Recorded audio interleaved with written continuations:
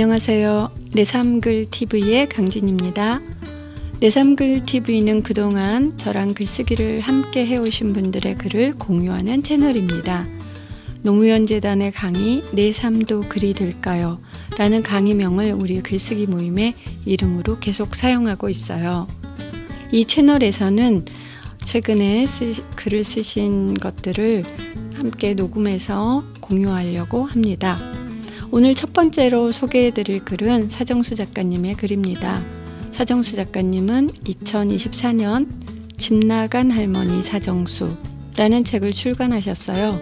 채널을 만들면 이분 글을 제일 먼저 올려야겠다고 생각하고 있었어요. 사정수 작가님은 경기도에서 태어나 유년 시절을 초등학교 교사였던 아버지를 따라 화성시의 청룡, 마산, 비봉 등의 산골에서 보냈어요. 산골의 삶은 값진 추억이 되었을 뿐만 아니라 지금도 틈만 나면 산을 찾고 숲을 걷는 삶의 뿌리가 되었다고 해요. 배낭을 메면 지구 어디든지 걸어갈 수 있다는 자신감도 여기서 나왔어요.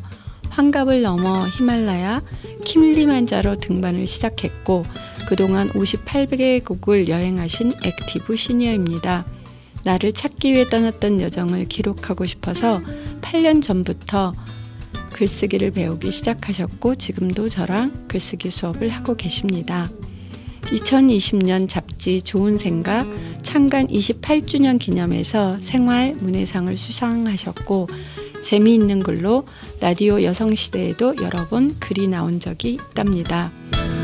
어느덧 80이라는 나이가 가까워 있지만 가보지 못한 길이 아직 많기 때문에 조용히 뒤로 물러나 살고 싶지 않다는 의지를 책 집 나간 할머니 사정수에서 밝혀주셨어요.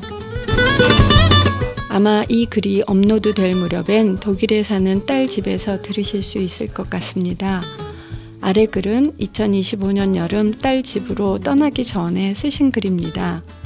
어제 저랑 카톡을 잠깐 주고받았는데 독일은 가을 날씨 같다고 해요. 구름 낀 날이 많고 가끔 여우비도 내리고 그래서 추워서 얇은 패딩을 입고 지내신다고 합니다. 한국은 전국이 폭염경보가 내려졌는데 말이에요. 그럼 사정수 작가님이 계셨으면 낭독하셨을 텐데 제가 대신해서 지성이면 감천이라는 글을 낭독하겠습니다. 지성이면 감천. 지은이 사정수. 독일 사는 딸 집에 갈 날이 열흘 남았다. 2달간 다녀올 참인데 걱정이 있다. 그동안은 어디를 가도 무엇인가에 매여본 일이 없었는데 이번에는 하루하루 떠날 날이 가까워질수록 초조해진다. 해결할 방법을 지인들에게 물어보고 인터넷을 뒤져보아도 시원한 답은 없었다. 어떻게 하지? 양평 사부인께 부탁을 드려볼까? 아니면 아파트 경비 아저씨? 지인? 거기까지 생각한 나는 고개를 흔들었다. 작년 2024년 3월 말이었다. 내 출간 기념일에 지인분이 낭꽃 화분을 선물로 주었다. 탐스럽게 핀 다홍색 서양란이었다. 나는 베란다 창문이 가까운 거실에 낭꽃을 놓았다. 화분 하나 없이 썰렁했던 집안이 화사한 분위기로 바뀌었다. 사실 25년 전에 내가 주택에 살았을 때는 여러 종류의 꽃을 키웠다. 수선화, 풀모나리아, 선인장 등을 화분에 심어 꽃을 보았다. 그 후 아파트에서 살며 화분을 집안에 두기는 처음이었다. 나는 난꽃을 오랫동안 보고 싶었다. 인터넷을 검색해 난을 관리하는 방법을 익혔다. 공기가 잘 통하는 곳에 두고 2주에 한 번씩 물을 흠뻑 주었다.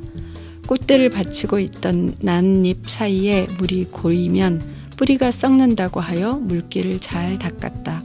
물 주는 날도 잊을까 싶어 달력에 빨간 펜으로 표시했다. 그러나 활짝 피었던 꽃은 4개월이 조금 지나자 한 송이씩 시들어갔다. 화려했던 거실도 점점 썰렁한 공간으로 바뀌었다.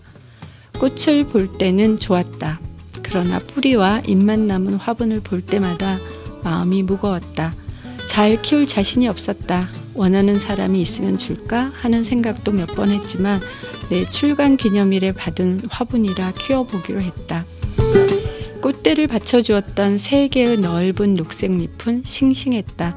우아하게 자기의 임무를 다하고 앙상하게 말라버린 가지를 가위로 잘라냈다. 그리고 하루도 잊어서는 안 되는 일과가 시작되었다. 여름에는 새벽 4시에 베란다 문을 활짝 열어 시원한 바람에 몸을 씻게 했다. 가을에는 베란다로 자리를 옮겨주며 따뜻한 햇살을 듬뿍 안겨주었다. 겨울밤에는 따뜻한 부엌 쪽에, 낮에는 햇볕이 드는 거실 창문 쪽에 놓았다. 물론 2주에 한 번씩 물 주는 것도 잊지 않았다. 여행 계획이 겹치는 날에는 하루나 이틀 전에 미리 주었다. 지성이면 감천이라 했던가? 2025년 3월 4일 아침이었다. 베란다로 나가 보니 언제 나왔는지 5cm쯤 되는 파란 꽃대가 보였다. 거의 1년 만이었다. 어머나, 살아있었구나. 신기해 가슴이 벌렁거렸다. 그 후 시간이 날 때마다 나는 매일 꽃대를 들여다보는 것으로 하루를 시작했다. 꽃대는 하루하루 변했다. 줄기 중간중간에 봉긋한 순이 보이던 날은 무슨 큰일이나 해낸 듯이 마음이 한껏 들떴다. 열흘쯤 지났을 때였다. 15cm쯤 되는 좀 자란 줄기에서 6개의 꽃방울이 맺혔다. 처음 맺힌 꽃망울이 커지며 차례로 나오자 줄기가 늘어졌다. 나는 가늘고 긴 철사를 화분에 세우고 봉오리가 달린 가지를 노란색 끈으로 철사에 동여맸다. 그런데 바로 옆에서는 또 다른 새순에 꽃망울 3개가 맺히고 있었다. 꿈이 아닌 현실이었다. 나는 자지러지게 웃으며 거실 바닥에서 뒹굴었다. 식물이라 표현을 못해서 그렇지 백발 노인이 미친 듯이 웃어대니 가관이었을 것이 분명했으리라. 드디어 1년 만인 3월 17일 오후였다. 6식구를 거느린 줄기 부분에서 제일 먼저 맺혔던 봉오리에서 꽃잎이 튀었다. 꿀버린 2 날개를 펴고 꽃 위에 앉아있는 모습이었다. 얼마나 예쁜지 눈을 뗄 수가 없었다. 다운빛 꽃잎이 한 장씩 열릴 때마다 나는 사진을 찍어서 호들갑을 떨었다. 자주 들여다보며 예쁘다는 말을 침이 마르도록 했다. 어느 때는 꽃잎이 열리는 움직임을 직접 보고 싶어 10분 이상 눈을 떼지 않고 보았다. 눈만 아프고 꽃잎은 미동도 하지 않았다. 그런데 무엇 좀 하다가 보면 속잎이 어느새 살그머니 웃고 있었다. 난꽃은 나흘 걸려 한 송이씩 피었다. 열흘 뒤에 꽃 3송이가 피었다. 모두 9송이다. 내가 키운 꽃이라 더 신기했고 예뻤다. 바로 얼마 전이었다. 아침에 일어나 난꽃을 들여다보았다. 제일 먼저 피었던 꽃 1송이가 빛을 잃고 시들어 있었다. 4개월 만이다. 다음날 2번째로 꽃망울을 터뜨렸던 꽃이 힘없이 늘어졌다. 그 다음 피었던 순서대로 6송이의 난꽃이 내 곁을 조용히 떠나 쓰러져 갔다. 마치 나를 보는 것 같아 애잔한 마음에 눈동자가 흐려졌다. 사람에게는 태어나는 순서가 있고 쓰러지는 순서는 없는데 난꽃은 정확하게 순서를 지키고 있었다. 이제 늦게 핀 3송이만 남아있다. 이틀 전 외출해서 돌아오는 길이었다. 평소에는 관심도 없던 내게 아파트 담장 밑으로 20여 개의 크고 작은 화분이 나란히 있는 것이 눈에 들어왔다. 다가가 살펴보았다.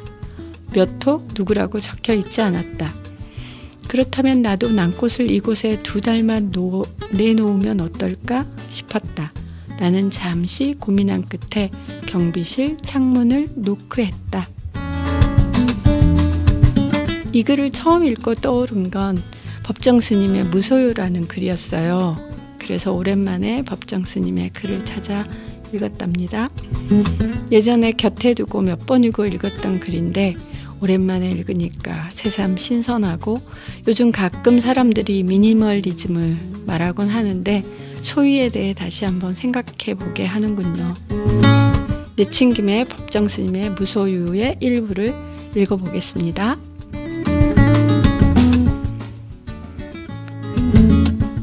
나는 지난해 여름까지 난초 2분을 정성스레 정말 정성을 다해 길렀었다. 3년 전 거처를 지금의 달의 헌으로 옮겨왔을 때 어떤 스님이 우리 방으로 보내준 것이다. 혼자 사는 거처라 살아있는 생물이라고는 나하고 그 애들 뿐이었다. 그 애들을 위해 관계 서적을 구해다 읽었고 그 애들의 건강을 위해 하이포넥슨가 하는 비료를 바다 건너가는 친지들에게 부탁하여 구해오기도 했었다. 여름철이면 서늘한 그늘을 찾아 자리를 옮겨주어야 했고 겨울에는 필요 이상으로 실내 온도를 높이곤 했다. 이런 정성을 일찍이 부모에게 바쳤더라면 아마 효자 소리를 듣고도 남았을 것이다. 이렇듯 애지중지 가꾼 보람으로 이른 봄이면 은은한 향기와 함께 연두빛 꽃을 피워 나를 설레게 했고 이쁜 초승달처럼 항시 정정했었다. 우리 달의 헌을 찾아온 사람마다 싱싱한 난을 보고 한결같이 좋아라 했다. 지난해 여름 장마가 갠 어느 날 봉선사로 운어노사를 뵈러 간 일이 있었다. 한낮이 되자 장마에 갇혔던 햇볕이 눈부시게 쏟아져 내리고 앞 개울물 소리에 어려 숲속에서는 매미들이 있는 대로 목청을 돋구었다. 아차, 이때야 문득 생각이 난 것이다. 난초를 뜰에 내놓은 채 온 것이다. 모처럼 보인 찬란한 햇볕이 돌연 원망스러워졌다. 뜨거운 햇볕에 늘어져 있을 난초잎이 눈에 어른거려 더 지체할 수가 없었다. 허둥지둥 그 길로 돌아왔다. 아니나 다를까 잎은 축 늘어져 있었다. 안타까워하며 샘물을 길어다 축여주고 했더니 겨우 고개를 들었다. 하지만 어딘지 생생한 기운이 빠져버린 것 같았다. 나는 이때 온몸으로 그리고 마음속으로 절절히 느끼게 되었다. 집착이 괴로움인 것을. 그렇다. 나는 난초에게 너무 집념해 버린 것이다. 이 집착에서 벗어나야겠다고 결심했다. 난을 가꾸면서는 산철에도 나그네 길을 떠나지 못한 채 꼼짝 못하고 말았다. 밖에 볼 일이 있어 잠시 방을 비울 때면 환기가 되도록 들창문을 조금 열어놓아야 했고 분을 내어놓은 채 나가다가 뒤미쳐 생각하고는 뒤돌아와 들여놓고 나간 적도 한두 번 아니었다. 그것은 정말 지독한 집착이었다. 며칠 후 난초처럼 말이 없는 친구가 놀러왔길래 선뜻 그의 품에 분을 안겨주었다. 비로소 나는 얽매임에서 벗어난 것이다. 날듯 홀가분한 해방감. 3년 가까이 함께 지낸 유정을 떠나보냈는데도 서운하고 허전함보다 홀가분한 마음이 앞섰다. 이때부터 나는 하루 한 가지씩 버려야겠다고 스스로 다짐을 했다. 난을 통해 무소유의 의미 같은 걸 터득하게 됐다고나 할까? 네, 법정 스님의 글을 함께 읽어봤습니다. 네, 우리가 살면서 소유하는 것들이 생각보다 많긴 합니다.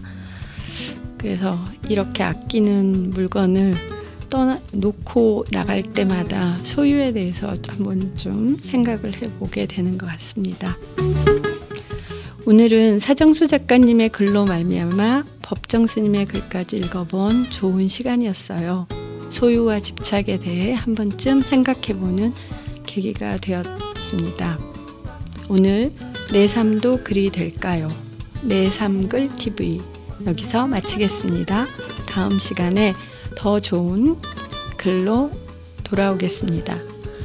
참고로 사정수 작가님의 글이 더 궁금하신 분은 집 나간 할머니 사정수 이렇게 검색하면 책이 나옵니다. 한번 일독을 권합니다.